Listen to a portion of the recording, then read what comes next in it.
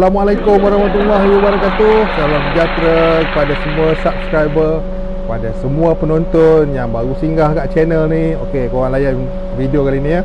Hari ni aku nak bercakap, nak menerangkan kepada korang semua lah, mengenai satu perkataan ni yang sangat famous ya, yang dah kerap dikeluarkan. Banyak orang berkatakan, iaitu SOP. So, persoalan dekat sini, apakah sebenarnya yang dimaksudkan dengan SOP? Kita semua tahu, singkatan kepada Standard Operation Procedure kan? Okay. Iaitu prosedur operasi standard. Tapi apakah sebenarnya yang dimaksudkan dengan SOP? Mari aku jelaskan. Aku jelaskan mengikut apa yang aku tahu. Kalau korang lagi pandai dan tahu dengan lagi detail, silakan. Tapi aku nak terangkan secara ringkas supaya orang faham apakah itu maksud SOP.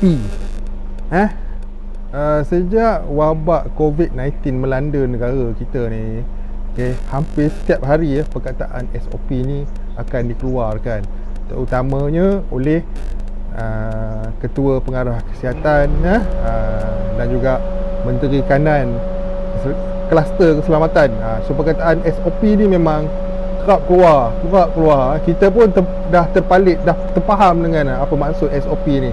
Jadi sebenarnya SOP ni ialah, definisi dia ialah satu langkah yang berkaitan dengan sesuatu perkara yang hendak dilakukan secara kronologi, maksudnya secara turutan. Jadi itulah adanya SOP ya. Sesuatu langkah, ataupun sesuatu tindakan yang akan diambil, yang akan dibuat, yang akan sama ada dah dibuat tu belum, mengikut step by step ya. Kronologi yang dimasukkan tu ialah step by step. What to do if something happen, what to do if like this, if to do what to do if like that. Dia apakah langkah yang perlu diambil. SOP ni perlu wujud je, perlu dilakukan kerana dia untuk supaya sesuatu tindakan, sesuatu yang hendak dilakukan tu mengikut panduan supaya dia boleh mendapatkan hasil kerja yang lagi efektif dan efisien, maksudnya lagi berkesan dan lagi lengkap, lagi menyeluruh. SOP ni perlu ada dan wajib ada, tak kira daripada segi badan kerajaan, pertubuhan, persatuan maupun syarikat.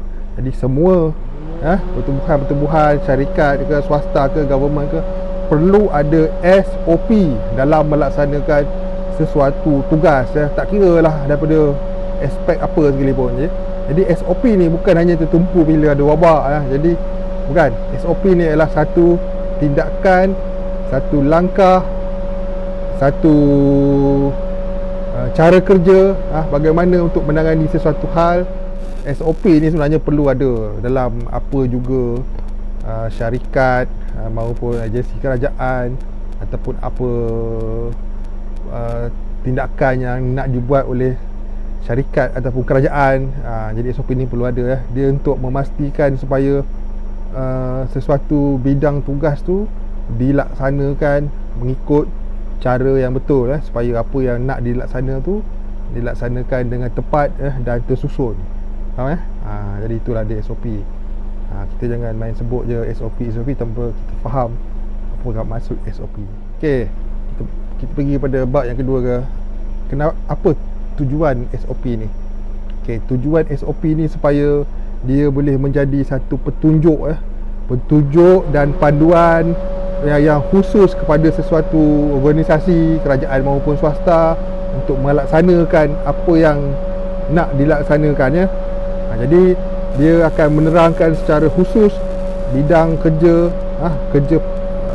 yang asas pokok sesuatu tindakan yang perlu dilakukan tu mengikut tugasnya, supaya pelaksana enforcer ni, pelaksana ni dapat melakukan kerjanya dengan sistematik, teratur dan mengikut panduan yang betul. Itulah dia. Jadi bila dengan adanya SOP ni, dia dapat mengecilkan ruang kegagalan dalam pelaksanaan sesuatu perkara. dapat mengecilkan ruang kegagalan. Okey, bila ada sesuatu SOP, okey, peraturan, langkah yang perlu diikut maka jurang untuk kegagalan melaksanakan sesuatu perkara tu akan kecil lah. Sebab bila ikut SOP ni dirancang jadi bila ikut perancangan yang teliti, ikut dia punya kronologi tu macam aku cakap tadi, step by step. Kalau jadi macam ni nak buat macam mana, kalau jadi macam ni nak buat macam mana. Kalau ikut semua cara-cara tu, dia akan mengecilkan ruang kegagalan dalam melaksanakan sesuatu misi ataupun sesuatu objektif. Okey, macam contoh COVID-19 ni, ada SOP dia untuk fasa keempat, fasa kelima kan. So setiap satu tu ada pelaksanaan dia, yang mana setiap penguat kuasa yang diberi kuasa akan mengambil tindakan mengikut SOP tu yang dah pun dikeluarkan dan mereka kena ikut. So penerangan aku sangat ringkas mengenai SOP ni supaya orang boleh faham apa tu SOP. SOP macam orang asyik sebut SOP. Okay, SOP ni last but not least, dia bagi aku lah, dia menjadi satu benchmark kayu pengukur penanda aras yang menjadi penilaian sesuatu kerja, tindakan tu dilaksanakan ataupun tidak, ataupun dilaksanakan berapa peratus, adakah dipatuhi sepenuhnya. Dia lebih kepada penilaian. So bila ada SOP adalah penilaian. Penilaian tu melibatkan penilaian hasil dan penilaian kegagalan ataupun sebaliknya. Jadi SOP ni kita boleh anggap macam satu arahan ataupun panduan ataupun petunjuk dalam melaksanakan sesuatu tugas secara khusus. Okey, itu adanya SOP. Jadi mana-mana yang kena mematuhi SOP, kenalah ikut SOP. Sebab bila membuat sesuatu tindakan tanpa mengikut SOP ataupun luar daripada SOP, itu dikira menyalahi. Jadi untuk penguat kuasa yang diberi kuasa untuk menjalankan tugas mengikut SOP yang ditentukan, maka ikutlah SOP yang ditentukan. Janganlah korang tak ikut SOP. Dan kita sebagai rakyat pun ada SOP juga, stay at home.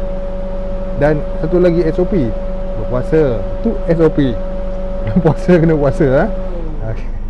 Itu dah kira rukun Islam lah. Okay, gurau. Okay, see you guys in my next video. Bye bye. SOP, soap.